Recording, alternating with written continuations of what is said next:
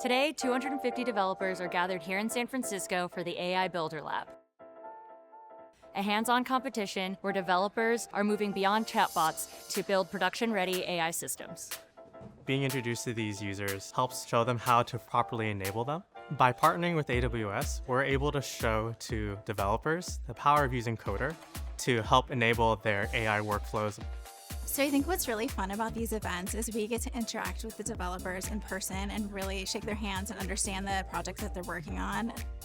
A lot of developers don't really know the tools that are available to them, and so we can explain sort of the advantages that come with using something like LaunchDarkly. When building real agent for production use case, no matter how intelligent your agent is, if it cannot read document and understand document, it cannot do very useful things for you. Today's lab is a perfect example. If you cannot process invoice or contract, you cannot really have your agent manage your store.